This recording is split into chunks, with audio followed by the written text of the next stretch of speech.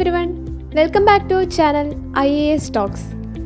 ഇന്ന് നമ്മൾ ഡിസ്കസ് ചെയ്യാൻ പോകുന്ന topic latitude and longitude. So let's move to the topic.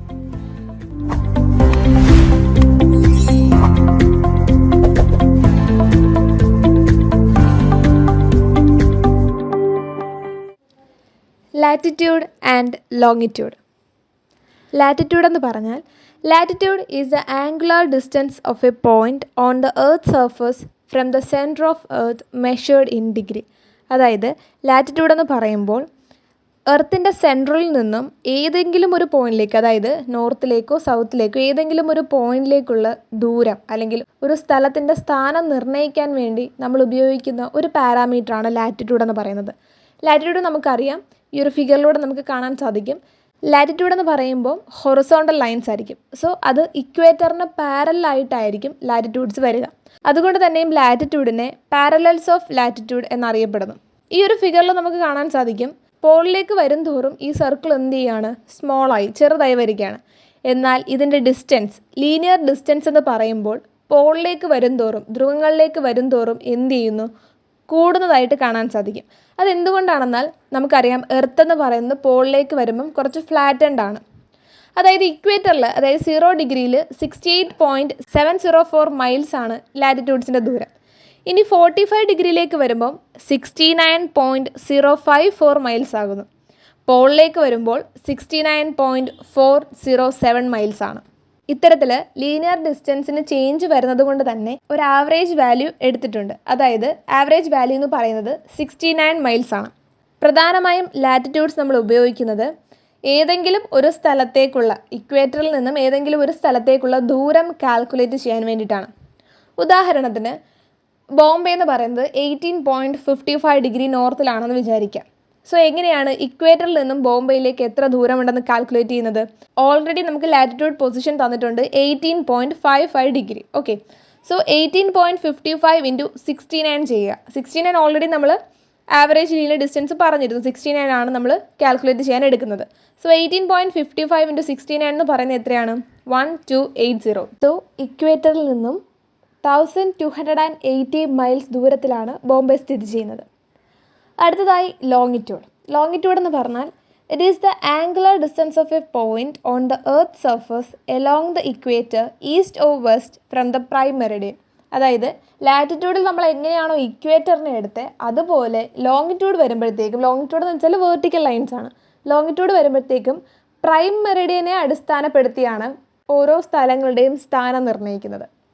Prime Meridian എന്ന് പറഞ്ഞാൽ 0 ഡിഗ്രി ലോങ്ങിറ്റ്യൂഡാണ്. അതനുസരിച്ചാണ് നമ്മൾ എന്ത് ചെയ്യുന്നത്, ഈസ്റ്റിലേക്കും വെസ്റ്റിലേക്കും ഓരോ പ്രദേശത്തെയും സമയം നിർണ്ണയിക്കുന്നത്. സോ ഈ ലോങ്ങിറ്റ്യൂഡിനെ അഥവാ ഈ വെർട്ടിക്കൽ ലൈൻസിനെ മെറിഡിയൻസ് എന്ന് പറയുന്നു. ലാറ്റിറ്റ്യൂഡിൻ്റെ കേസിൽ നമ്മൾ പറഞ്ഞു, പോളിലേക്ക് പോകും തോറും എന്ത് ചെയ്യുന്നു, ഈ സർക്കിൾ സ്മാൾ ആകുന്നു. എന്നാൽ ലീനിയർ ഡിസ്റ്റൻസ് എന്ത് ചെയ്യുന്നു, കൂടുന്നു എന്ന് പറഞ്ഞു. എന്നാൽ ലോങ്ങിറ്റ്യൂഡിലേക്ക് വരുമ്പോൾ നമുക്ക് ഈ ഫിഗറിൽ നിന്ന് മനസ്സിലാക്കും, ആ വെർട്ടിക്കൽ ലൈൻസ് പോളിലേക്ക് ചെല്ലുന്തോറും എന്താണ്, ആ രണ്ട് ലൈൻസിൻ്റെ ഇടയിലുള്ള ഗ്യാപ്പ് എന്ത് ചെയ്യുന്നു, കുറയുന്നു. സോ ഇക്വേറ്ററിൽ ഇതിൻ്റെ ഡിസ്റ്റൻസ് എന്ന് പറയുന്നത് 69.172 മൈൽസ് ആയിരിക്കും. എന്നാൽ 25 ഡിഗ്രിയിലേക്ക് വരുമ്പം 62.73 മൈൽസ്, ആൻഡ് 75 ഡിഗ്രിയിലേക്ക് വരുമ്പം 18 മൈൽസ്, ആൻഡ് പോളിലേക്ക് ചെല്ലുമ്പോഴേക്കും ഇത് 0 മൈലാകും. പോളിലേക്ക് വരുന്തോറും എന്ത് ചെയ്യുന്നു, ലീനിയർ ഡിസ്റ്റൻസ് കുറഞ്ഞു വരുന്നു. ആൻഡ് പോളിലേക്ക് ചെല്ലുമ്പം അത് തമ്മിൽ യാതൊരു ഡിസ്റ്റൻസും കാണില്ല. ലോങ്ങിറ്റ്യൂഡ് എന്ന പാരാമീറ്റർ നമ്മൾ പ്രധാനമായിട്ടും നമുക്ക് യൂസ്ഫുൾ ആയിട്ടുള്ളത് ലോക്കൽ ടൈം ഡിറ്റർമൈൻ ചെയ്യാൻ വേണ്ടിയിട്ടാണ്. ഈസ്റ്റിലേക്കും വെസ്റ്റിലേക്കുമുള്ള പ്രദേശങ്ങളുടെ എല്ലാം സമയം നിർണ്ണയിക്കുന്നത് ലോങ്ങിറ്റ്യൂഡ് വെച്ചിട്ടാണ്. So that's all about latitude and longitude. So നമുക്ക് പോയിന്റ്സ് ഒന്ന് വേഗം റീകളക്ട് ചെയ്യാം. ലാറ്റിറ്റ്യൂഡ് എന്ന് പറയുന്നത് എന്താണ്? It's A angular distance of a point on the earth surface from the centre of the earth measured in degree. ഭൂമിയുടെ സെൻട്രലിൽ നിന്നും നോർത്തിലേക്കോ സൗത്തിലേക്കോ ഏതെങ്കിലും ഒരു സ്ഥാനത്തിൻ്റെ ദൂരം അളക്കാൻ വേണ്ടി നമ്മൾ ഉപയോഗിക്കുന്ന ഒരു പാരാമീറ്ററാണ് ലാറ്റിറ്റ്യൂഡ്സ്.